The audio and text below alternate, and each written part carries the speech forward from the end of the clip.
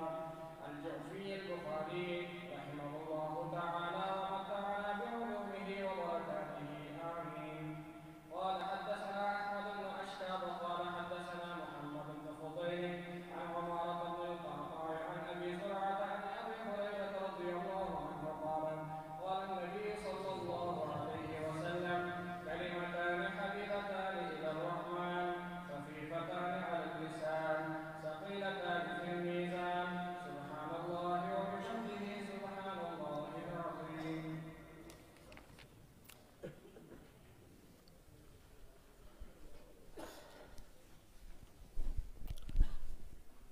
بسم اللہ الرحمن الرحیم. الحمد للہ رب العالمین والصلاة والسلام علی سیدنا و مولانا محمد خاتم النبیین وعلی آلہ و اصحابہ اجمعین وعلی کل من تبعہم بإحسان الی یوم الدین. اما بعد، حضرات علماء کرام، معزز حاضرین اور عزیز طالب علم ساتھیوں، السلام علیکم ورحمۃ اللہ تعالی وبرکاتہ.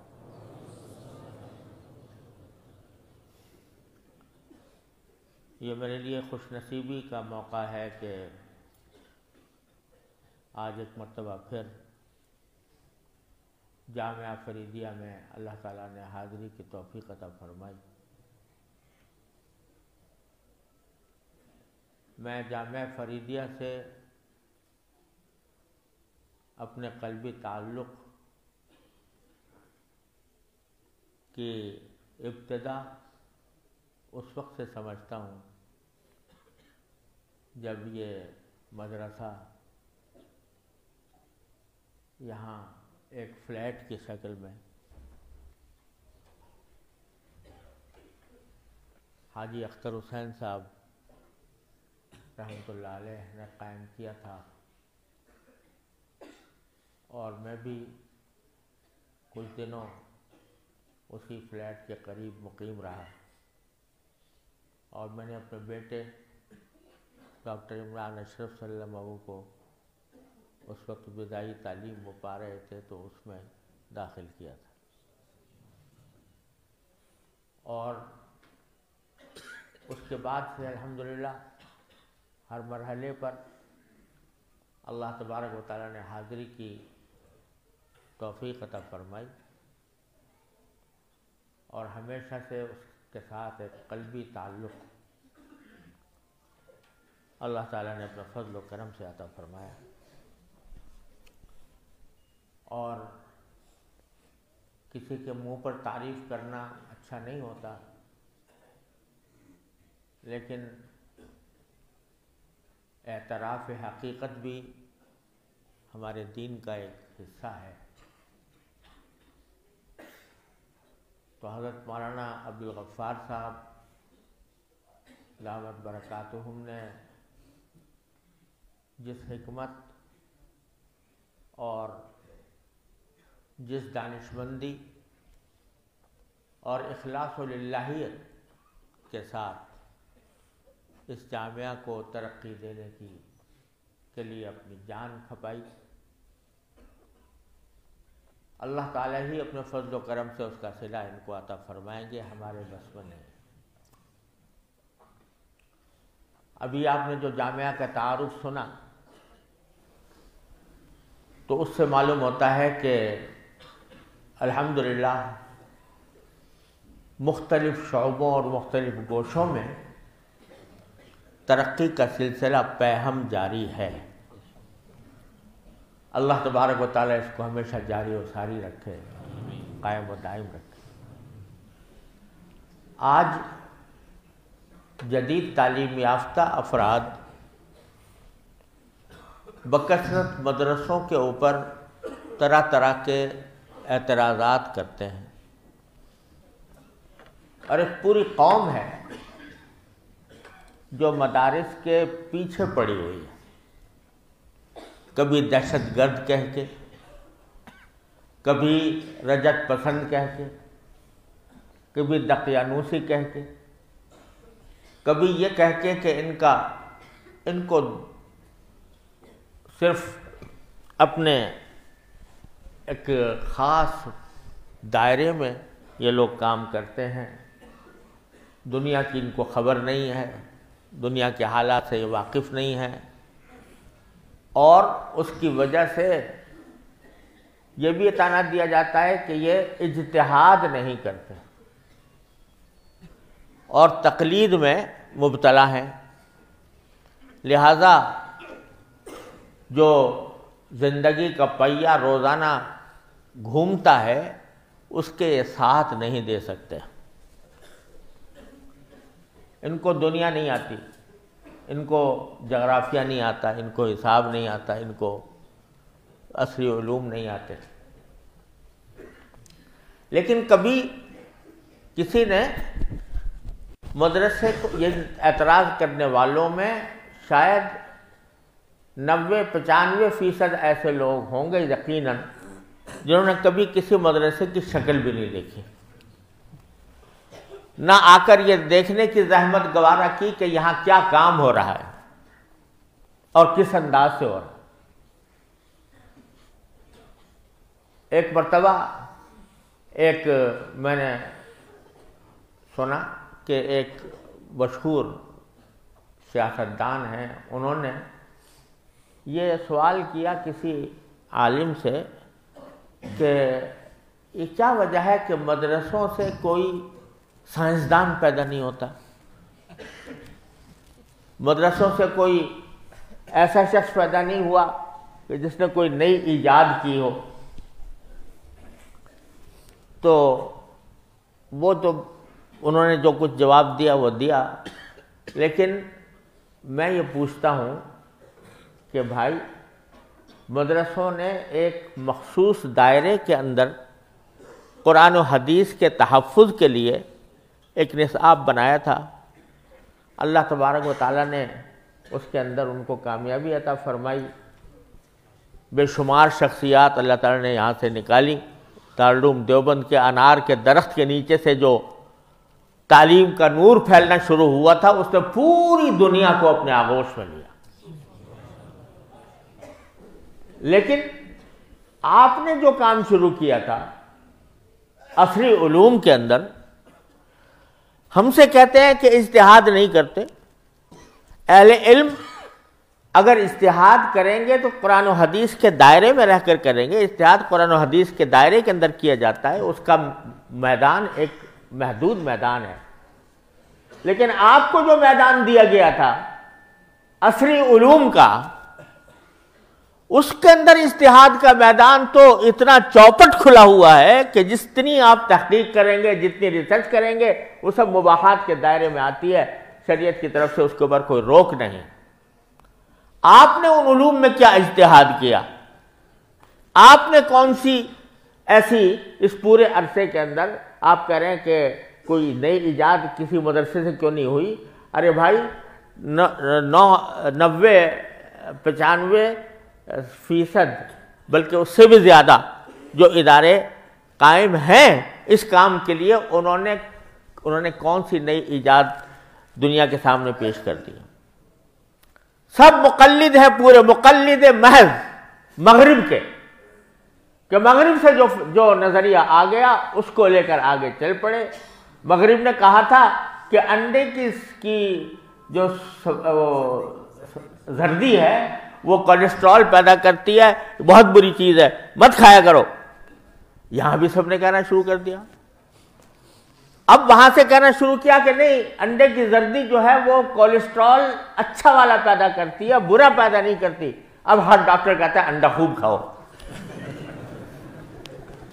تو ہر بات میں تقلید ہے۔ اور ایک ڈاکٹر صاحب سے میں نے پوچھا کہ وہ ہڈیوں کے ڈاکٹر تھے، میں نے ان سے پوچھا کہ جناب یہ سنا ہے کہ شلاجیت جو ہے وہ گھٹنوں کے لیے اور ہڈیوں کے لیے بڑی فائدہ مند ہوتی ہے، تو آپ کا کیا خیال ہے؟ تو انہوں نے کہا ہاں بھائی سنا تو ہے میں نے کہ اس سے مردہ بھی زندہ ہو جاتا ہے، لیکن مجھے اس کے اوپر مجھے معلومات نہیں ہے کہ وہ کیا فائدہ کرتی ہے۔ تو میں نے کہا کہ آپ کے ملک کے اندر، اپنے ملک کے اندر جو دولتیں پہاڑوں کے اندر پنہاں ہیں اللہ تعالیٰ نے رکھی ہیں، جو یہاں کی جڑی بوٹیاں، یہاں کے معدنیات، یہاں کی چیزیں، کبھی آپ نے ایک ادارہ ہی بنا دیا ہوتا کہ اس کے اوپر ریسرچ کر کے یہ کہتے کہ ہمیں دوائیں باہر سے امپورٹ کرنے کی ضرورت نہیں ہے، ہمارے ملک کے اندر یہ چیزیں پیدا ہوتی ہیں۔ تو وہاں تو اجتہاد آپ نے بند کر دیا اور تقلید محض کرتے ہیں، اور ہم سے کہا جاتا ہے کہ تم دین میں اجتہاد کرو، جو قرآن و سنت کے دائرے میں ہو سکتا ہے۔ اور اجتہاد کا مطلب بھی انہوں نے سمجھتا ہے، اجتہاد کا مطلب یہ سمجھتے ہیں کہ کسی حرام چیز کو حلال کر دو تو اجتہاد ہوا،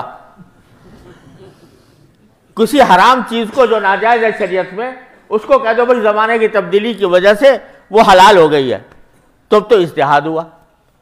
اور اگر کوئی اجتہاد کے ذریعے کوئی اور حکم نکالے جو ان کی مرضی کے خلاف ہو، ان کی خواہشات کے خلاف ہو، تو کہتے ہیں اجتہاد تو ہوا ہی نہیں۔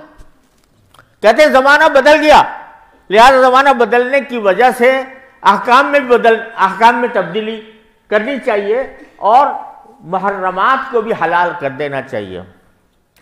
لیکن کسی ایسے مجتہد سے میں نے کبھی یہ نہیں سنا کہ بھائی یہ پہلے زمانے میں سفر جو ہوتے تھے وہ اونٹوں اور گھوڑوں پر ہوا کرتے تھے، پیدل ہوا کرتے تھے، بڑی مشقتیں اٹھانی پڑتی تھی، تو اس وقت تو اللہ تعالیٰ نے اجازت دی تھی قصر کرنے کی سفر کے اندر۔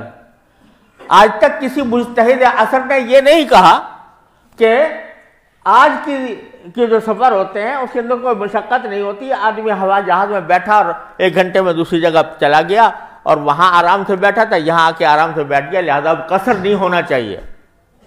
یہ اجتہاد کوئی نہیں کرتا۔ اجتہاد وہی ہوتا ہے کہ جس میں نفس کی خواہشات پوری ہوں۔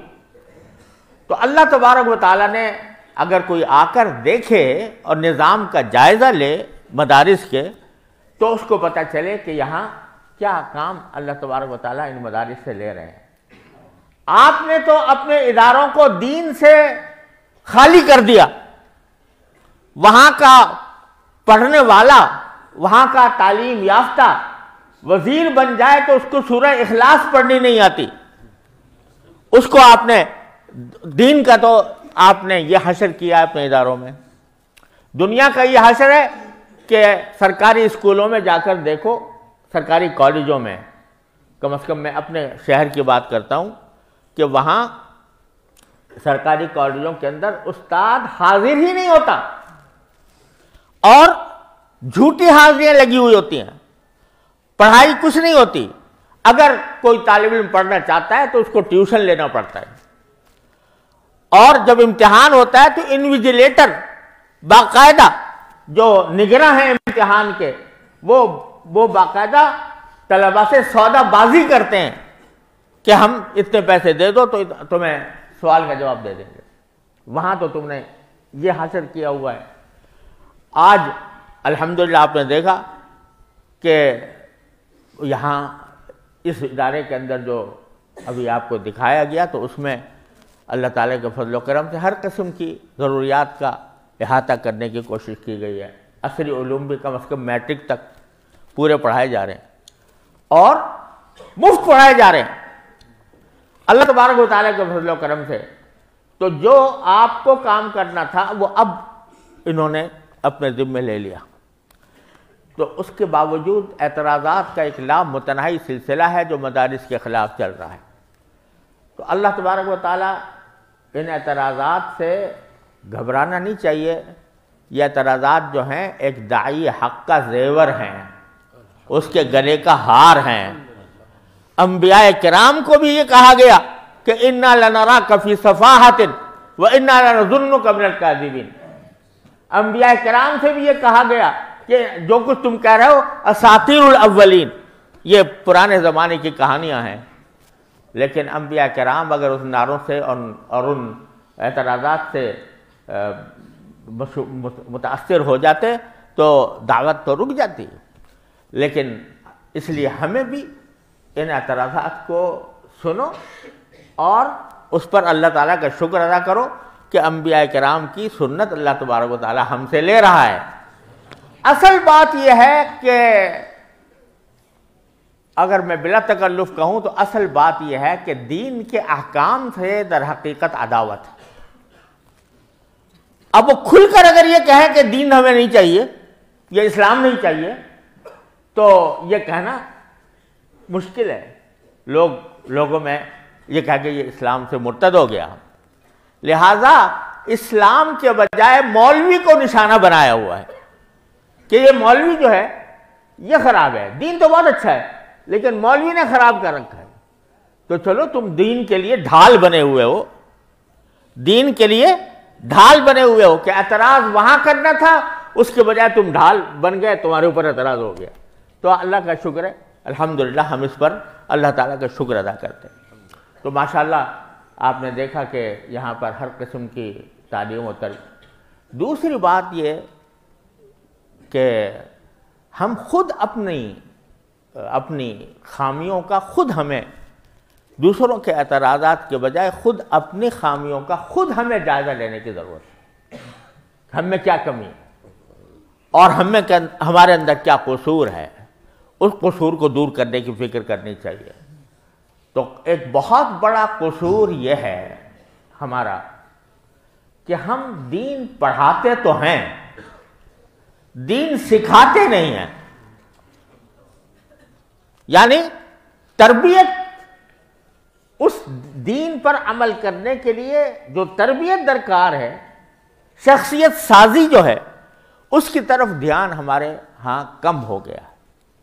اور اس کی وجہ سے لوگ علوم دین پڑھتے تو ہیں, قرآن بھی پڑھا, حدیث بھی پڑھی, لیکن قرآن و حدیث کے جو احکام ہیں ان کو اپنی زندگی کے اندر پوری طرح اپنایا نہیں.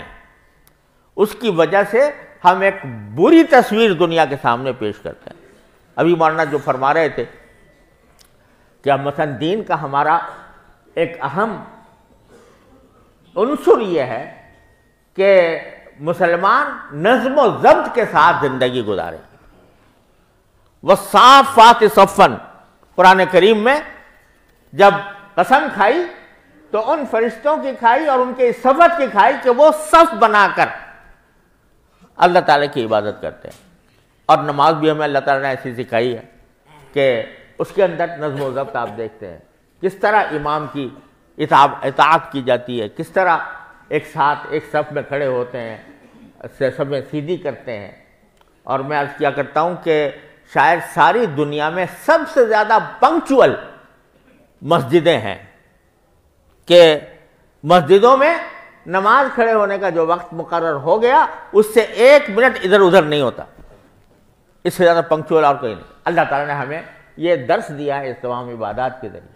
لیکن ہم اپنے عمل میں جب مسجد سے باہر نکلتے ہیں اور اپنے عمل کے اندر دیکھتے ہیں تو پھر وہاں پر اتباع سنت کا جو جذبہ ہے وہ ہمارے عمل میں نظر نہیں آتا.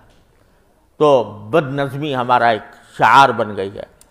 اور اللہ بچائے جو یعنی اپنے آپ کو, اپنی شخصیت کو, اپنے لباس کو, اپنے ان چیزوں کو شریعت کے دائرے میں لانے کی کوشش, اس میں کمی آ گئی. تو میں کہتا ہوں کہ دین ہم نے پڑھنے کا تو اور پڑھانے کا تو سلسلہ الحمدللہ ہے, لیکن دین سکھانے کی ہمارے ہاں بہت کمی ہے.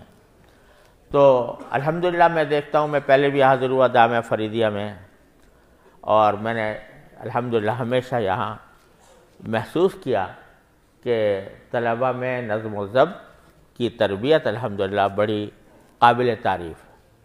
اور اللہ تعالیٰ کے فضل و کرم سے یہاں وہ بد نظمی نظر نہیں آتی جو بہت سے اداروں کے اندر ہم جا کر دیکھتے ہیں. اور اس کے نتیجے میں سچی بات یہ ہے کہ بہت بڑے گناہ کے مرتکب ہوتے ہیں. یہ ابھی آپ نے سو مولانا فرما رہے تھے کہ المسلم من سلم المسلمون من لسانہ و یدہ, یہ ایک اتنا بڑا دو چیزیں ہیں جو ہماری زندگی کے اندر انقلاب لا سکتی ہیں اگر اس کو صحیح سمجھ کر ان پر عمل کر لیں. ایک المسلم من سلم المسلمون من لسانہ و یدہ. اب لوگ یہ بھول جاتے ہیں کہ بعض اوقات جو کسی ایک مستحب کی خاطر، زیادہ سے زیادہ ایک چیز مستحب ہے، اس کی خاطر ایک گناہ کبیرہ کا ارتکاب، ایذائے مسلم کیا ہے؟ گناہ کبیرہ.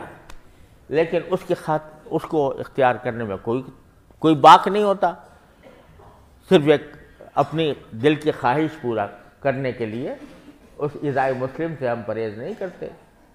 میرے شیخ حضرت مولانا مسیح اللہ خان صاحب قدس اللہ تعالیٰ سرہ فرمایا کرتے تھے کہ دین اپنا شوق پورا کرنے کا نام نہیں ہے، دین اپنے شوق پورا کرنے کا نام نہیں ہے، دین نام ہے اتباع کا، کہ جس وقت جو تقاضا ہے شریعت کا آدمی اس کے اوپر عمل کرے. یعنی کہ مجھے فلاں چیز کا شوق ہو گیا لہذا میں یہ کروں گا چاہے دین کے احکام پامال ہو جائیں. تو یہ ایذائے مسلم، ایک تو میں کہتا ہوں کہ یہ اللہ تعالیٰ ہمیں سب کو اس کو اچھی طرح سمجھ کر اور اپنی زندگی میں اس کو اپنانے کی توفیق عطا فرمائے کہ اپنی ذات سے کسی دوسرے کو ادنا تکلیف نہ پہنچے، جسمانی تکلیف، ذہنی تکلیف، نفسیاتی تکلیف، یہ کچھ نہ پہنچے اپنی ذات سے. اور دوسرا وہ جو ارشاد ہے رسول کریم صلی اللہ علیہ وسلم کا کہ احب لغیرک ما تحب لنفسک، دوسرے کے لیے اپنے لیے جو کچھ پسند کرتے ہو دوسرے کے لیے بھی وہی پسند کرو. اپنی جگہ کھڑا کر کے دیکھو کہ میں اگر اس جگہ ہوتا تو کس بات کو پسند کرتا. یہ دو عظیم اصول ہیں جن سے پورا معاشرہ سدھر جاتا ہے اگر اس کے اوپر عمل ہو جائے. تو اس پر الحمدللہ عمل کرنے کی ضرورت ہے. اللہ تعالی ہم سب کو اس کی توفیق عطا فرمائے. بات ذرا آگے نکل گئی. ابھی آپ نے بخاری شریف کا آخری باب اور آخری حدیث سنی، طالب علم نے ابھی پڑھی، تو اس میں بھی اللہ تبارک و تعالی نے یہ ارشاد فرمایا، اسی کو امام بخاری نے ترجمۃ الباب بنایا ہے کہ وَنَضَعُ الْمَوَازِينَ الْقِسْطَ لِيَوْمِ الْقِيَامَةِ، ہم قیامت کے دن ایسی ترازویں رکھیں گے جو سراپا انصاف ہوں گی، جن کے ذریعے انصاف ہوگا. اب دیکھو اللہ تبارک و تعالیٰ کے تو علم میں سب کچھ ہے نا، کہ کس نے اچھا کام کیا کس نے برا کام کیا، تو ان کو وزن کرنے کی کیا ضرورت. وہ خود جانتے ہیں کہ فلاں بدکار ہے، فلاں نیکوکار ہے، فلاں نے اچھے کام کیے ہیں، فلاں نے برے کام کیے ہیں. لیکن اللہ تعالیٰ نے اعمال نامے مرتب فرمائے، اس میں ایک ایک چیز اس میں درج ہے، یہاں تک کہ آدمی جب دیکھے گا کہ میری چھوٹی بڑی ہر چیز یہاں پر درج ہے تو حیران ہو کر کہے گا کہ ما لہذا الکتاب لا یغادر صغیرۃ ولا کبیرۃ الا احصاها. کیسی کتاب ہے یہ کہ اس کے اندر چھوٹی بڑی ہر چیز موجود ہے. تو اللہ تعالیٰ کو کیا ضرورت تھی یہ سب اعمال نامے رکھنے کی. اللہ تعالیٰ کے علم میں تھا یہ فاسق ہے، یہ کافر ہے، یہ مومن ہے، یہ صالح ہے. خود ہی اپنے علم کی بنیاد پر فیصلہ فرما دیتے، اس کو جنت میں بھیجو، اس کو جہنم میں بھیجو. لیکن اعمال نامے مرتب فرمائے، ایک ایک چیز دنیا کے سامنے وہ رکھ دی اور پھر ان کا وزن بھی فرمایا دنیا کے سامنے. کیوں؟ وجہ بیان کر دی کہ انصاف صرف اتنا نہیں ہے کہ انصاف کیا جائے، بلکہ یہ ہونا چاہیے کہ انصاف ہوتا ہوا نظر بھی آئے کہ انصاف ہو رہا ہے، تاکہ وہ دکھانے کے لیے اللہ تعالیٰ نے سارے اعمال نامے بھی کر دی. وَكُلَّ إِنسَانٍ أَلْزَمْنَاهُ طَائِرَهُ فِي عُنُقِهِ، اور آگے کیا ہے؟ وَالْقِيَامَةِ كِتَابًا يَلْقَاهُ مَنْشُورًا. تو ہر انسان کے اوپر یہ مقرر کر دیا آخرت میں خود دیکھ لو تم نے کیا کیا تھا. تو یہ بتا دیا کہ انصاف صرف ہونا ہی نہیں چاہیے بلکہ نظر آنا چاہیے کہ میں انصاف کر رہا ہوں، دوسرا آدمی بھی تسلیم کر لے کہ ہاں یہ انصاف ہو رہا ہے۔ اس لیے اللہ تعالیٰ نے موازین قائم کیے ہیں، ترازویں قائم کیے ہیں، اس کے اندر اعمال ناموں کو تولا جائے گا۔ یہ کلام ہے کہ اعمال نامے تولے جائیں گے یا آدمی تولے جائیں گے یا اعمال تولے جائیں گے، تو حضرت امام بخاری نے ترجیح اس کو دی ہے کہ اعمال بنی آدم وقولہم یوزن، کہ ان کے اعمال تولے جائیں گے، بذات خود اعمال تولے جائیں گے، اعمال نامے نہیں، اعمال یعنی ہر عمل کا ایک وزن ہے اللہ تبارک و تعالیٰ سے، اس کو تولا جائے گا اور تول کر پھر اس کا فیصلہ کیا جائے گا کہ اس کو ثواب دینا ہے یا عذاب دینا ہے۔ تو وزن ہوگا، یہ بتا دیا کہ اعمال کا وزن ہوگا۔ یہاں دیکھنے میں اعمال جو ہیں وہ کچھ اعراض نظر آتے ہیں، نظر آنکھوں سے نظر نہیں آتے، لیکن اللہ تبارک و تعالیٰ کے ہاں ہر عمل کی ایک صورت مثالیہ موجود ہے اور اس کا وزن ہوتا ہے، ہوگا آخرت کے اندر۔ حضرت امام ابو حنیفہ رحمۃ اللہ علیہ سے کے بارے میں منقول ہے کہ جب وہ وضو کرتے تھے لوگ تو ان کو وضو کے پانی کے اندر جو مستعمل پانی ہے اس کے اندر لوگوں کے اعمال بہتے ہوئے نظر آتے تھے کہ یہاں پر اعوذ باللہ اس میں چوری نظر آ رہی ہے، اس میں جو ہے غیبت نظر آ رہی ہے، اس میں جھوٹ نظر آ رہا ہے، وہ چلتا ہوا نظر آتا تھا۔ حضرت امام ابو حنیفہ رحمۃ اللہ علیہ کو اللہ تعالیٰ نے یہ کشف کا، اور اسی واسطے امام ابو حنیفہ کا مسئلہ کیا ہے کہ مائع مستعمل ناپاک ہے، یعنی وہ اگر کسی کو لگ جائے گا تو وہ ناپاک ہو جائے گا۔ وہ اسی لیے کہ آنکھوں سے دیکھ رہے تھے کہ وہ اس میں جو ہے گناہوں کی گندگیاں بہہ رہی ہیں، تو انہوں نے کہہ دیا کہ مائع مستعمل ناپاک ہے۔ اور اگرچہ بعد میں فتویٰ امام محمد کے قول پر دیا گیا، لیکن انہوں نے یہ کہہ دیا کہ حضرت علامہ عبد الوہاب شعرانی رحمۃ اللہ علیہ نے جو ان کی المیزان الکبریٰ ہے اس میں باوجود ہے کہ وہ خود حنبلی ہیں، لیکن انہوں نے کہا ہے کہ سارے میں نے کشف کے اندر دیکھے سارے مذاہب، تو مجھے سب سے زیادہ فیض پھیلانے والا مذہب امام ابو حنیفہ کا نظر ہے۔ اور انہوں نے یہ توجیہ بیان کی ہے کہ امام ابو حنیفہ کے پاس ہر قسم کے دلائل ہیں، اور انہوں نے یہ بات لکھی ہے کہ امام ابو حنیفہ رحمۃ اللہ علیہ نے جو مائع مستعمل کو ناپاک قرار دیا، وہ اس وجہ سے ان کو کشف کی آنکھ سے گناہ اس میں بہتے ہوئے نظر آتے تھے۔ تو یہاں ہمیں عمل کی کوئی صورت نظر نہیں آتی، لیکن وہاں اللہ تبارک و تعالیٰ کے ہاں اس کی ایک صورت ہے، اور وہ صورت ہے جس کا وزن ہوگا۔ پہلے کہا لوگ کہتے تھے کہ بھئی یہ تو اعراض ہیں، ان کا وزن کیسے ہو سکتا ہے، کوئی جوہر ہو کوئی جسم ہو تو اس کا وزن ہوا کرتا ہے۔ اب آج کی سائنس میں یہ بتا دیا کہ اعراض بھی تولے جاتے ہیں، حرارت تولی جاتی ہے، سردی تولی جاتی ہے، گرمی تولی جاتی ہے، اس کے لیے میٹر ایجاد ہو گئے ہیں۔ تو اللہ تبارک و تعالیٰ کے ہاں کیا اعمال کو تولنے کا کوئی، اللہ تبارک و تعالیٰ جو خالق کائنات ہے ان کے پاس کوئی طریقہ نہیں، تو اعمال ہی تولے جائیں گے۔ امام بخاری جو یہ کہہ رہے ہیں ان اعمال بنی آدم، یہ در حقیقت تردید کر رہے ہیں ان حضرات کی جو کہتے ہیں کہ اعمال نامے تولے جائیں گے یا آدمیوں کو تولا جائے گا۔ اس کے بعد وہ کہتے ہیں ان اعمال بنی آدم کے اعمال تولے جائیں گے اور ان کے اقوال تولے جائیں گے، وقولہم، ان کے اقوال بھی تولے جائیں گے۔ کیا معنی؟ کہ جو کلمہ زبان سے نکلا ہے، جو بات انسان کی زبان سے نکلی ہے، اس کا اللہ تعالیٰ کے ہاں ایک وزن ہے، اور اس وزن کو بھی تولا جائے گا، جس کے لیے حدیث لائے ہیں آگے کہ یہ ثقیل ہے میزان میں یہ کلمے، سبحان اللہ وبحمدہ سبحان اللہ العظیم۔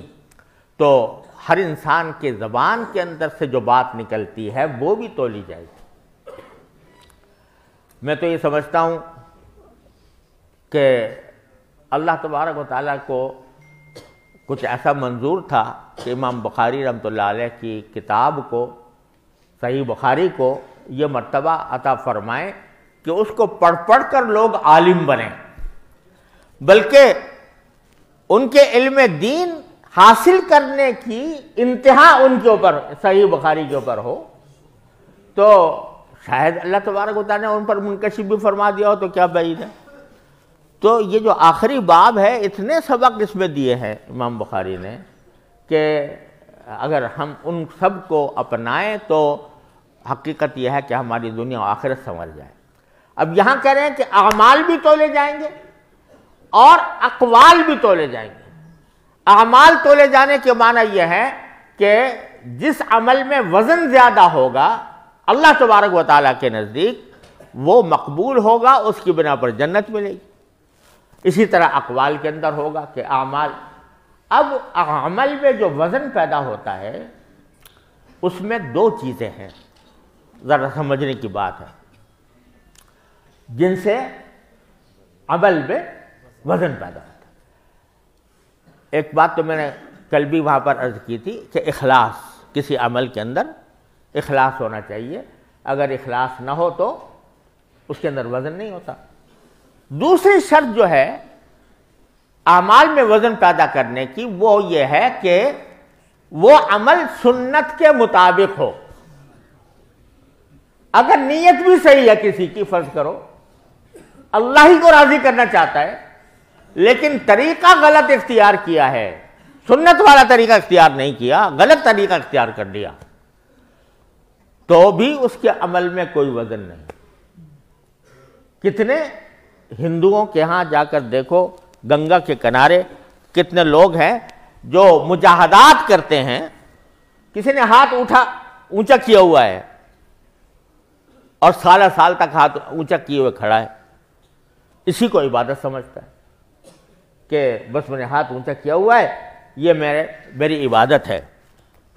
اب بیچارہ محنت تو اٹھا رہا ہے, اور محنت بھی کس لیے اٹھا رہا ہے کہ اللہ کو راضی کرنے کے لیے, لیکن طریقہ غلط, سنت کے مطابق نہیں, رسول کریم صلی اللہ علیہ وسلم کی تعلیم کے مطابق نہیں, اللہ تعالیٰ کے حکم کے مطابق. کسی اللہ نے حکم نہیں دیا تھا کہ کبھی اللہ تعالیٰ نے کہ ہاتھ اونچا کر کے کھڑے رہو.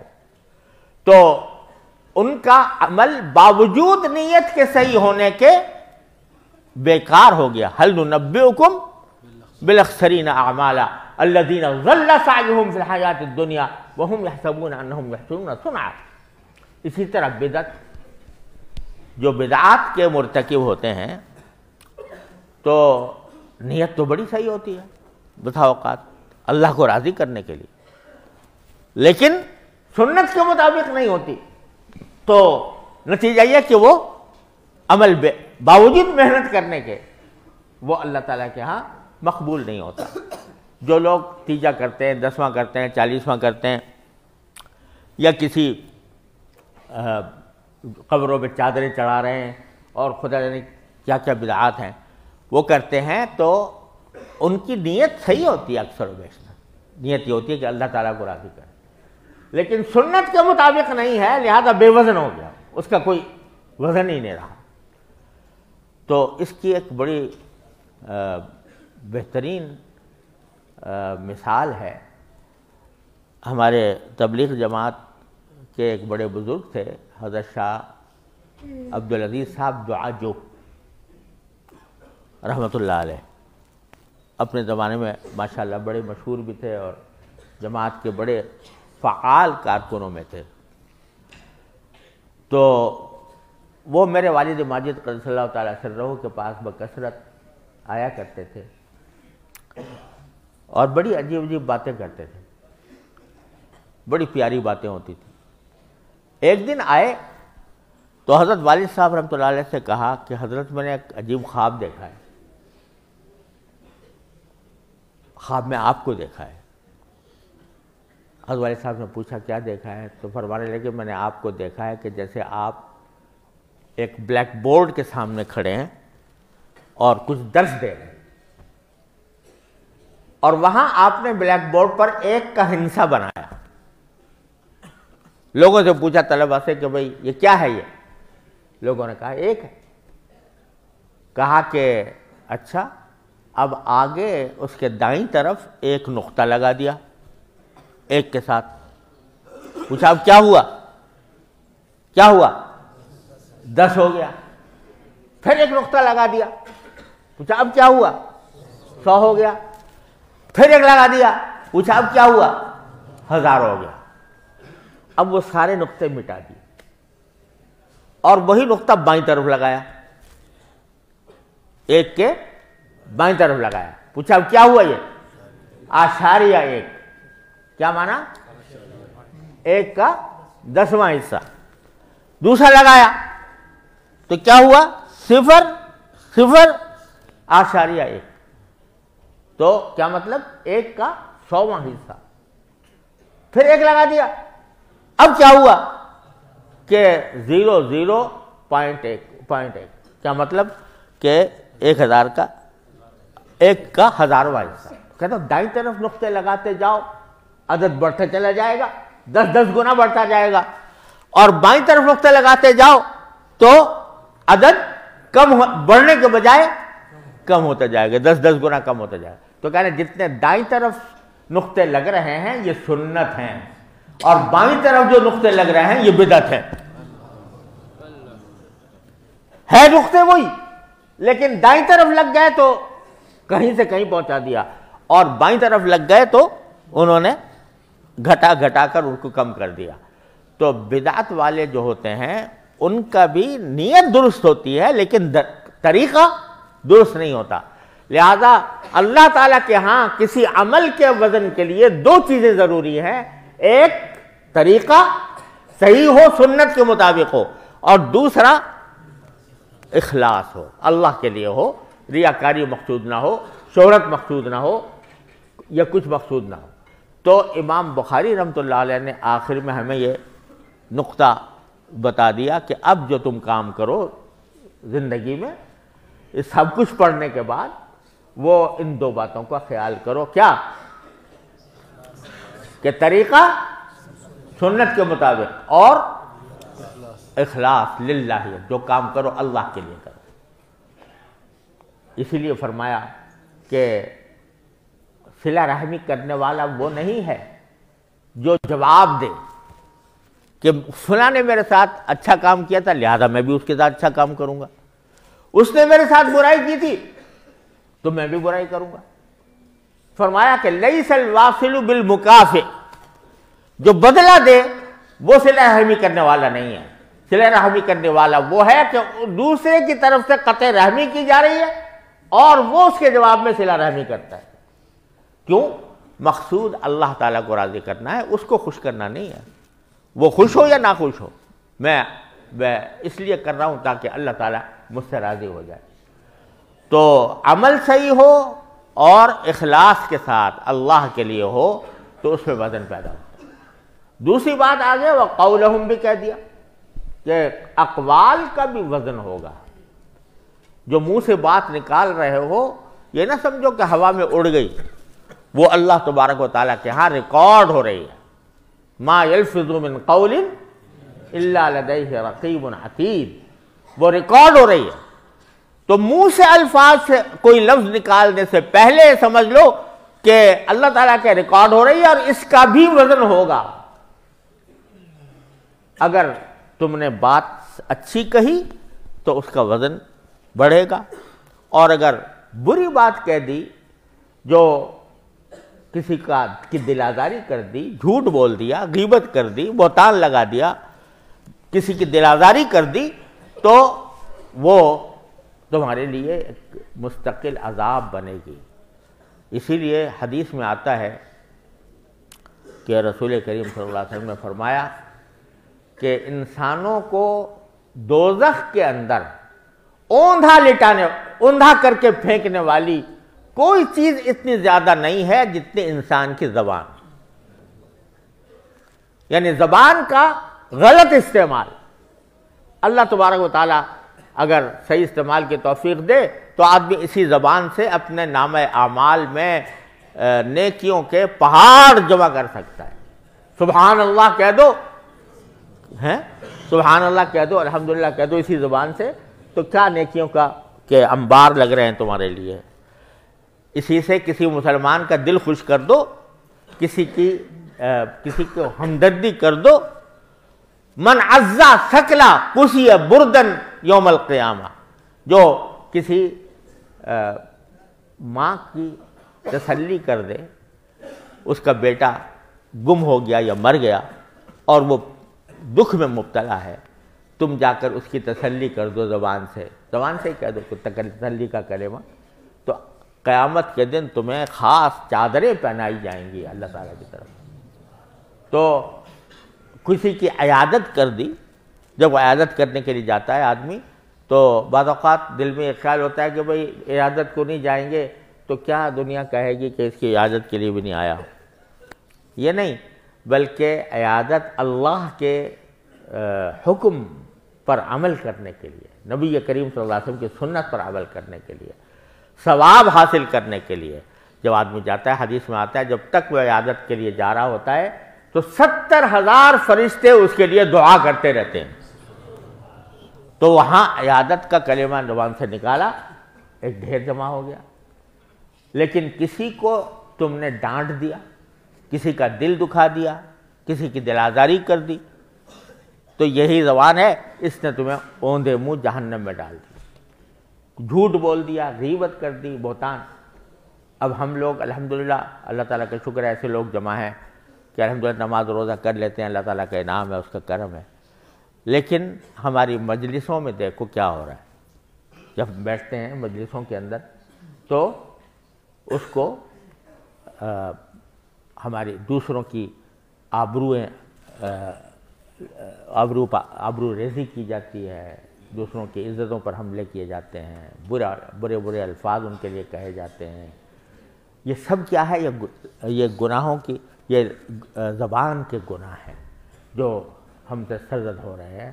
اللہ تعالیٰ محفوظ رکھے۔ ہماری ہر مجلس تقریباً کسی نہ کسی اس گناہ میں مبتلا ہوتی ہے کہ کسی کو برا کہہ دیا، کسی کے لیے برے الفاظ استعمال کر لیے، کسی کے برا لقب بنا لیا۔ تو یہ سارے قرآن کریم میں فرمایا لا تنابزوا بالالقاب، دوسروں کے لیے برے لفظ القاب استعمال نہ کرو۔ ہمارے حضرت حکیم الامت مولانا تھانوی رحمۃ اللہ علیہ کے سامنے ایک شخص نے کہا کہ جی احمد رضا بریلوی نے تو یہ بات لکھی ہے، اس طرح کہہ دیا، یعنی الفاظ جو ہیں وہ کچھ توہین آمیز کہہ دیے۔ آپ جانتے ہیں کہ مولانا احمد رضا خان بریلوی جو ہیں انہوں نے ہمارے اکابر کے خلاف کفر کے فتوے دیے، تو حضرت نے ڈانٹا ان کو کہ تم ایسے نام کیوں لے رہے ہو احمد، بغیر کسی تعظیمی لقب، مولوی کہتے، مولانا کہتے، مولانا احمد رضا خان بریلوی کہتے، تم نے صرف احمد رضا خان بریلوی کیوں کہا؟ یعنی گویا اس کو بھی ان کی توہین سمجھا اور ٹوکا کہ ٹھیک ہے تمہارے خلاف دوسرے مسلک کے آدمی ہیں، ہمارے اوپر فتوے بھی لگائے، لیکن ہم اپنی زبان کو گندا نہیں کریں گے، ہم اپنی زبان سے ان کی توہین نہیں کریں گے۔ تو اللہ تبارک و تعالیٰ نے ہمارے اکابر کو ایسا بنایا تھا کہ اپنی زبان کو ہمیشہ دائرے میں رکھتے۔ حضرت شیخ الہند رحمۃ اللہ علیہ کی میں نے حضرت والد صاحب شیخ الہند کی بات سنی، اور دوسرے پر بعد میں کچھ لوگوں نے کہا کہ یہ حضرت نانوتوی کی ہے، کہ ایک صاحب تھے وہ حضرت مولانا نانوتوی رحمۃ اللہ علیہ کے خلاف بہت تیز زبان میں مضامین لکھا کرتے تھے، اور یہاں تک کہ کہہ دیا کہ یہ کافر ہے۔ تو حضرت شیخ الہند رحمۃ اللہ علیہ نے کہ ایک شاگرد تھے، انہوں نے اس کا جواب لکھا، تو جواب میں شعر پڑھے، شعر میں لیے جواب دیا، فارسی شعر میں۔ اب تو لوگ فارسی بھی نہیں جانتے، پتہ نہیں پڑھائی جاتی ہے فارسی؟ نہیں پڑھائی جاتی ہے۔ تو فارسی میں اس کا جواب دیا، بڑا تیکھا جواب یہ دیا، مرا کافر اگر گفتی غم نیز، مرا کافر اگر گفتی غم نیز، چراغ کذب را نبوت فروغے، جس کے معنی یہ ہے کہ تم نے اگر مجھے کافر کہا ہے تو مجھے کوئی غم نہیں ہے، کیونکہ جھوٹ کا چراغ جلا نہیں کرتا۔ پہلے تو یہ کہا، پھر کہا مسلمانت بخانم در جوابش، دروغے را جزا باشد دروغے، کہ تم نے تو مجھے کافر کہا، میں تمہارے جواب میں تمہیں مسلمان کہتا ہوں، میں جواب میں تمہیں مسلمان کہتا ہوں۔ کیوں کہتا ہوں؟ اس لیے کہ جھوٹ کا جواب جھوٹ ہوتا ہے، جھوٹ کا جواب جھوٹ ہوتا ہے، یعنی تم نے مجھے کافر کہہ کر جھوٹ بولا تو میں تمہیں مسلمان کہہ کر جھوٹ بول رہا، تو جھوٹ کا جواب جھوٹ ہوتا ہے۔ یہ قطعہ لکھ کر حضرت کی خدمت میں لایا کہ حضرت میں یہ اس کو بھیجنا چاہتا ہوں، تو حضرت نے کہا بھائی تم نے شعر تو بڑے غضب کا کہا، لیکن تم نے لپیٹ کر ہی صحیح اس کو کافر تو کہہ دیا، تمہیں لپیٹ کر ہی صحیح لیکن اس کو کافر تو کہہ دیا، تو یہ غلط بات ہے، ہم کافر نہیں کہتے، لہذا اس میں بدلو، اس شعر کو بدلو اور بدل کر یہ کہو کہ اگر تو مسلمی فبہا و الا دروغ را جزا باشد دروغ، کہ اگر تم مسلمان ہو تو پھر تو بہت اچھی بات ہے، میں تو مسلمان ہی کہہ رہا ہوں، لیکن اگر نہیں ہو تو پھر جھوٹ کا جواب جھوٹ ہوتا ہے۔ یہ ترمیم کر دی اس میں حضرت نے، کہا کہ لپیٹ کر بھی کافر نہیں کہہ سکتے۔ تو یہ ہمارے اکابر کا طرح امتیاز ہے، ہم اب ان کے نام لیوا ہیں علماء دیوبند کے، ان کا اللہ تعالیٰ نے ان کو ایسا محتاط بنایا تھا کہ قولہم یوزن، کہ ان کا یہ احساس ان کے دل میں موجود تھا کہ جو بات ہماری زبان سے نکل رہی ہے یا جو قلم سے نکل رہی ہے اس کا اللہ کے یہاں وزن ہو رہا ہے۔ میرے والد ماجد رحمۃ اللہ علیہ نے ایک مرتبہ مجھے نصیحت فرمائی تھی، اللہ تعالیٰ ان کے درجات بلند فرمائیں، کہ جب کوئی بات زبان سے نکالو یا قلم سے نکالو تو پہلے یہ سوچ لو کہ اس کو میں کسی عدالت میں مجھے ثابت کرنا ہوگا، کسی عدالت میں مجھے ثابت کرنا ہوگا، تو یا تو دنیا کی عدالت میں کبھی ثابت کرنے کی نوبت آ سکتی ہے، اور اگر یہاں نہ آئے تو وہاں تو عدالت لگنی ہی ہے اس میں۔ تو امام بخاری رحمۃ اللہ علیہ یہ کہہ کر کہ قولہم یوزن، اقوال بھی تولے جائیں گے، اس حقیقت کی طرف ہمیں نشاندہی فرما دی کہ اب تم جاؤ گے نا عالم بن کر تو اب تمہاری زبان چلے گی، کہیں خطیب بنو گے، کہیں مقرر بنو گے، کہیں واعظ بنو گے، کہیں مصلح بنو گے، کہیں مصنف بنو گے، تو یاد رکھو کہ تمہارا ہر قول چاہے زبان سے ہو یا قلم سے وہ تولا جائے گا، اس کا خیال رکھو۔ آگے فرمایا کہ اپنی عادت کے مطابق حضرت امام بخاری نے قرآن کریم کے الفاظ کی کوئی تشریح کی ہے، القسطاس کے معنی عدل ہوتے ہیں وغیرہ، اور پھر آگے یہ حدیث روایت کی ہے کہ کلمتان حبیبتان الی الرحمن خفیفتان علی اللسان ثقیلتان فی المیزان سبحان اللہ بحمدہ سبحان اللہ العظیم۔ دو کلمے ہیں جو رحمان کو محبوب ہیں، زبان پر بہت ہلکے ہیں، اور میزان میں ان کا عمل بہت، ان کا وزن بہت ثقیل ہے۔ وہ کون سے ہیں؟ سبحان اللہ بحمدہ سبحان اللہ العظیم۔ یہ دو کلمات کو خاص طور پر آپ نے ذکر فرمایا، اور اسی پر ختم بھی کیا اپنی کتاب کو۔ تو یہ دو کلمے ایسے ہیں جو آپ نے پیچھے حدیث میں پڑھا ہوگا کہ جو شخص روزانہ 100 مرتبہ سبحان اللہ بحمدہ کہے تو اس کے گناہ اگر عالج پہاڑ کے ریت کے ذروں کے برابر بھی ہوں تو اللہ تعالیٰ اس کو معاف فرما دیتا ہے، مغفرت فرما دیتا ہے۔ تو ان کلمات کو بھی بھائی اپنا وظیفہ بنانا چاہیے کہ صبح کے وقت میں یا دن میں کم از کم 100 مرتبہ یہ کلمہ اپنے معمولات میں شامل کر لیا جائے۔ اور جیسا میں نے کل بھی عرض کیا تھا کہ سبحان اللہ بحمدہ کی خاصیت بزرگوں نے یہ لکھی ہے کہ جتنا زیادہ یہ کلمہ پڑھا جائے گا اتنی ہی اللہ جل جلالہ کی محبت دل میں پیدا ہوگی۔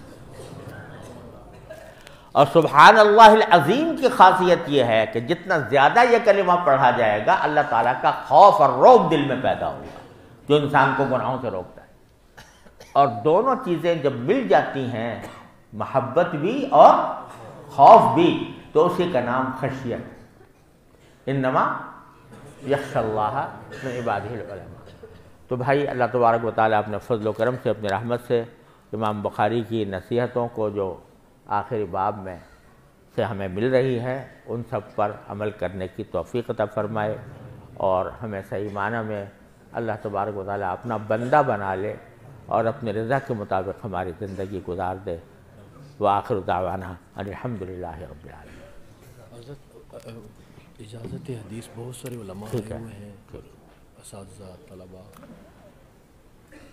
بھائی اجازت حدیث کے لیے مولانا فرما رہے ہیں، تو میں جتنے بھی دور حدیث کے ہمارے طلباء ہیں یا موقوف علیہ کے، ان کو اور جتنے حضرات علماء کرام تشریف فرما ہیں، وہ سب مجھ سے افضل اعلیٰ ہیں، لیکن تحصیل سعادت کے لیے میں ان سب کو اپنے تمام مرویات کی اجازت دیتا ہوں، اور ابتدا کرتا ہوں حدیث مسلسل بالاولیہ سے، کیونکہ یہ وہ حدیث ہے جو سفیان بن عیینہ سے لے کر ہم تک جب بھی کسی استاد نے کسی کو حدیث پڑھائی تو سب سے پہلے وہ حدیث سنائی تھی، وہ میں آپ کے سامنے پڑھ دیتا ہوں۔ عن عبداللہ بن عمرو بن العاص رضی اللہ تعالی عنہما قال قال رسول اللہ صلی اللہ علیہ وسلم الراحمون یرحمہم الرحمن تبارک و تعالی ارحموا من فی الارض یرحمکم من فی السماء۔ میرے ساتھ پڑھ لیجئے، الراحمون یرحمہم الرحمن تبارک و تعالی ارحموا من فی الارض یرحمکم من فی السماء۔ تو اس حدیث کی یہ جو مسلسل بالاولیہ ہے، اسی تسلسل کے ساتھ بھی آپ حضرات کو اجازت دیتا ہوں، اور اپنی جتنی مرویات میری جو یہاں پاکستان اور ہندوستان کے علماء سے مجھے حاصل ہیں یا عالم عرب کے لوگوں سے جتنی حاصل ہیں، ان سب کی آپ کو اجازت دیتا ہوں۔ حضرت یہ پگڑیاں باندھی ہوئی ہیں بس جی جی دستار بندی کے لیے پہلے نکاح ہو 48 گرام کا نکاح ہے، نکاح پرچے پہ نام وام لکھے جی جی۔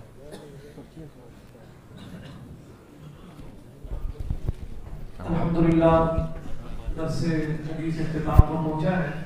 ہمارے جامعہ کے دورے حدیث کے کچھ طلباء اور کچھ دیگر طلباء کا آج نکاح بھی ہے، اور ان کی خواہش تھی کہ حضرت ہمارا نکاح پڑھائیں، تو ابھی نکاح کی تقریب اور نکاح کا خطبہ ہوگا۔ جن طلباء کا نکاح ہے وہ اپنے ولی اور ان کے گواہوں سمیت آگے تشریف لے آئیں۔ ایک مجیب الرحمان صاحب کے پاس فارم محمد جعجال بن محمد ریاض، اور اس میں لڑکی سے وکیل ہیں اور سمجھ صاحب، وہ بھی آ گئے، اور وکیل کے گواہ ہیں محمد ریاض اور پرویز خان، وہ بھی آ گئے۔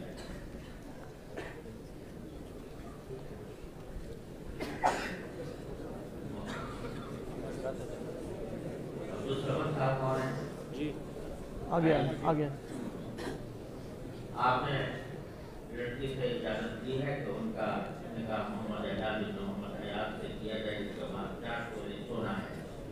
معجل ہے یا معجل ہے؟ معجل معجل معجل کا مطلب سمجھتے ہیں کیا ہے؟ کیا ہے؟ ہاں، فوری دینا یا اندر طلب دینا، دونوں بات۔ اور معجل کا مطلب کیا ہوتا ہے؟ کب؟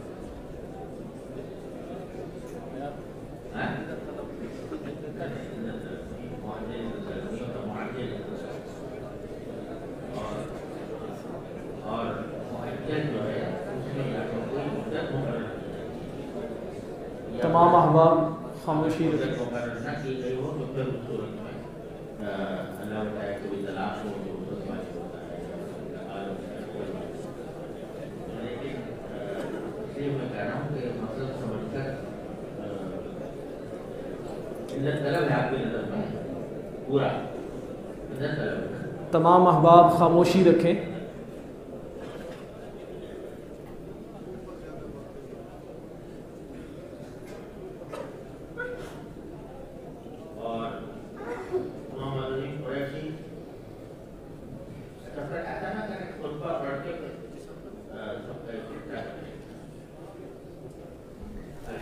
کوٹنے والے حضرات کو تھوڑا سا متحرک کریں.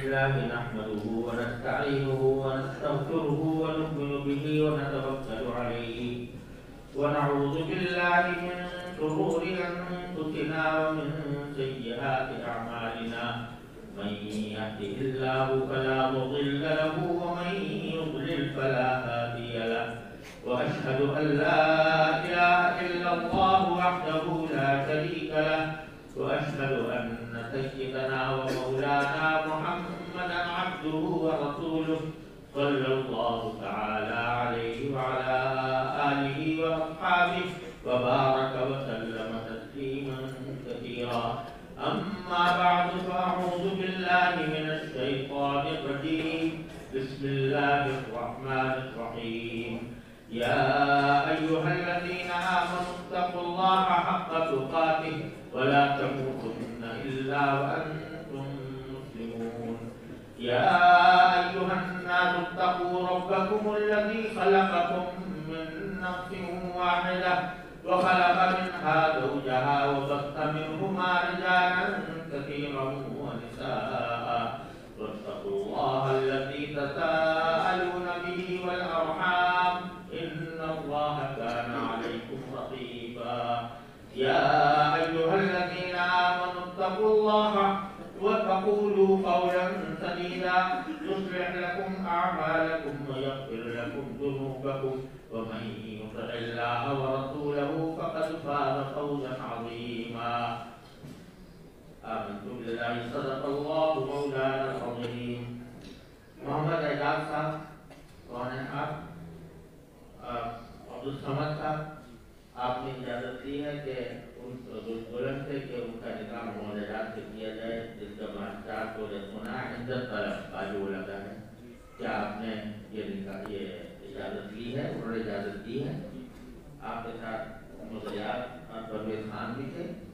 آپ نے اجازت، آپ کی موجودگی میں بچے نے اجازت دی ہے. آپ کی طرف سے مجھے اجازت ہے کہ میں نکاح پڑھاؤں. مولانا یحییٰ محمد اعجاز آپ ہیں. میں نے جناب محمد ریاض صاحب کے صاحبزادی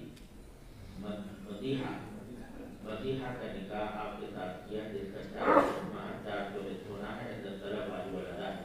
کیا آپ نے یہ نکاح اس ماہ کے ساتھ قبول کیا؟ دوستوں یعنی میں نے قبول کیا. سنا آپ لوگوں نے؟ محمد حبیب قریشی جن کا ہوتا جائے وہ پیچھے ہوتے جائے. محمد حبیب قریشی صاحب آپ ہیں، اور مفتی ساجد صاحب آپ ہیں. آپ بلند سے کیا تعلق ہے؟ اور والد موجود ہیں یہاں بھی ہے؟ ان کی طرف سے منظوری ہے تو آپ نے اجازت دی ہے میمونہ موثر سے کہ نکاح محمد حبیب قریشی سے کیا جائے. تو ہمارے 1,30,000 معاہدے جو عزت طلب جیسا معاہدے جو معاہدے تو انہوں نے اجازت دی ہے. سوال سے جو ظاہر ہو گئے تو محمد اعظم آپ کی موجودگی میں اجازت دی. محمد عظیم قریشی صاحب آپ ہیں. میں نے میمونہ کوثر کا نکاح آپ کے ساتھ کیا، جس کا مہر 1,30,000 روپے ہے. کیا آپ نے یہ نکاح قبول کیا اس مہر کے ساتھ؟ طالب محمود کا طالب ہے، طالب محمود. آپ کا نام طالب محمود. محمد عالم صاحب آپ کیا ہیں؟ آپ نے اجازت دی ہے تو ان کا نکاح طالب محمود سے کیا جائے. آپ کے ساتھ طالب عقید اور محمد فاروق دونوں موجود تھے. آپ کی موجودگی میں اجازت دی انہوں نے. مجھے آپ طرف سے اجازت ہے تو میں نے کہا کرام. طالب محمود صاحب آپ ہیں. میں نے گلشن آزاد کا نکاح آپ کے ساتھ کیا، جس کا مہر 3 تولے سیوا ہے. कौन सा है क्या 3 तोले सोना है 3 लाख 3 लाख देखो 2 चीजें अलग अलग है है, एक है। देवर होगा या 3 लाख रुपए होंगे एक चीज बताए 3 तोले तो भाई तारीख महमूद साहब मैंने आपकी मैंने आदम करेगा आपके साथ किया जिसका वहाँ 3 तोले देगा क्या आपने देने का कबूल किया 2 तोले कबूल किया कहाँ करे कबूल है दुल्हा हुसैन था और फिर जमीन खान और आमिर हुसैन और हजरत बिलाल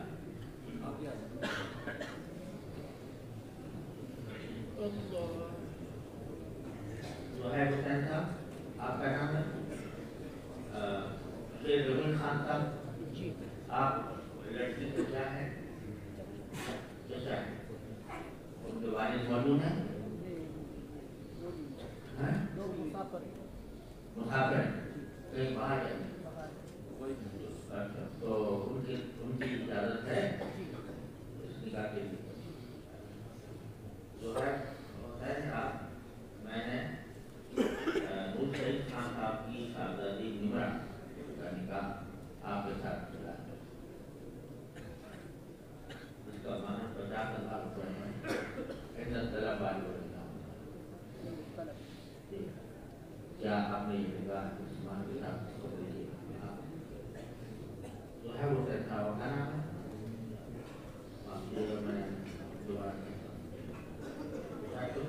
मैंने नूर शरीफ खान साहब की बेटी जुमरा का निकाह किया जिसका बाहर 50,000 रुपये क्या आपने निकाह कबूल किया मुझे था और मौलाना मोहम्मद जाहिद सिद्दीकी का तशावुर शामिल कारी नंबर महमूद साहब आप हैं और मौलाना मोहम्मद जाहिद सिद्दीकी आपने इजाज़त दी है अपनी बेटी उमामा से किया जाए और महर उसका 6 तोला सोना है मुआज्जल और रबिया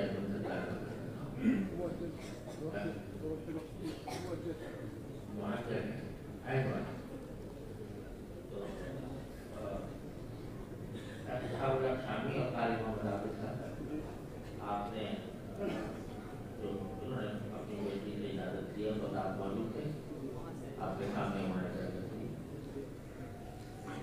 तो भाई महमूद साहब कौन है मैंने मोहम्मद जाहिद सिद्दीकी के साहबजादी उमामा जाहिद के निकाह आपके साथ किया जिसका बाहर 6 तोला सोना है जो मुअज्जल है यानी रुखसती के साथ क्या आपने ये निकाह वहाँ के साथ कबूल किया मोहम्मद नियाज़ औरंगज़ेब मोहम्मद हसन मोहम्मद सदाकत मोहम्मद जबीर आपका नाम है और मोहम्मद हसन साहब आप हैं तुरंत क्या रिश्ता है आपका चाचा वालिद कहाँ है तो बहन भाई है कोई तुरंत कोई भाई है कौन मौजूद है यहाँ मौजूद उनकी इजाजत है तो सदाकत मोहम्मद जबीर साहब भी यहाँ हैं नियाज़ औरंगज़ेब साहब आपका नाम है मैंने महराज बीबी का निकाह आपके साथ किया जिसका महर 2 कमरे मकान और 2 तोला सोना है जिसकी मालियत 3 लाख रुपये है क्या आपने ये निकाह इस महर के साथ कबूल किया मकान बताइए ना कोई बताइए ना आप भी जाते हो वो मकान को देखा है ना वो मकान देखा है आपने तो 2 कमरे मकान और 2 तोला सोना जिसकी मालियत 3 लाख रुपए। इसके साथ आपका निकाह बीवी के साथ किया, क्या आपने निकाह कबूल किया? लतीफ जमात, निसाब जमात, जल्दी चाहते हैं और फराज अली और शम्स जमात जहांगीर,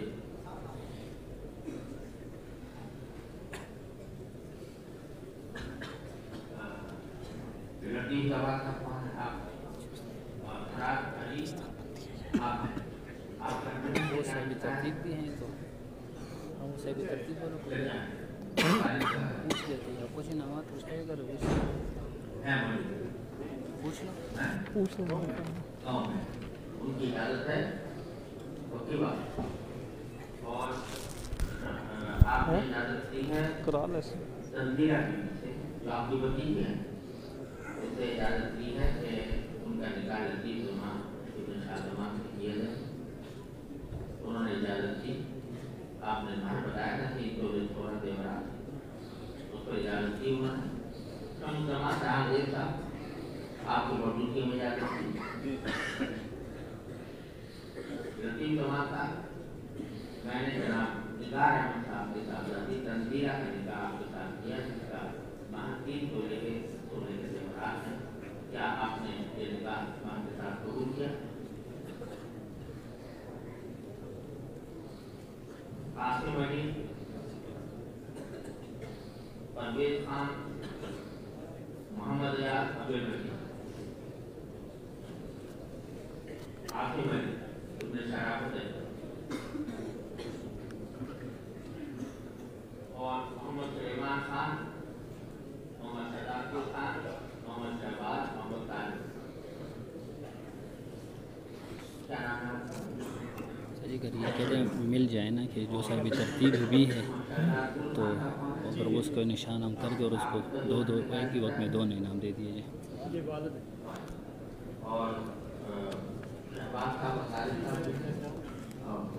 इसमें है ना कि अगर वो निशान लगा रहे सभी तरतीब वाले तो नाम साथ साथ दोनों एक ही वक्त में 2 इनाम दे दिए। सही से बात सही कह रहे हैं। अभी का है ना मुझे, हाँ कि जैसे एक ही वक्त में दोनों दे दिए, बस लगा देंगे नीचे बैठ के।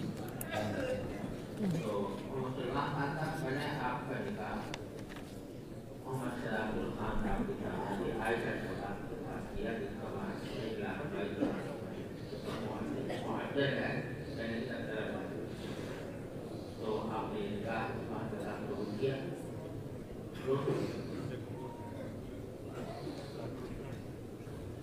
अब तो आसिम अली कौन है? और परवेज खान और मोहम्मद परवेज खान का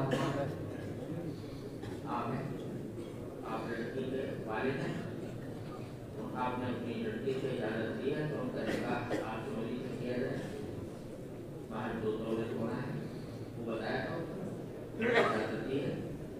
और परवेज खान मोहम्मद यार साहब आप मौजूद थे, आपकी मौजूदगी में तो आसिम अली साहब मैंने परवेज खान साहब की साहबजादी नहीं मैंने कहा आपके साथ किया, उसका 2 तोले सोना है। क्या आपने निकाह के साथ कबूल किया?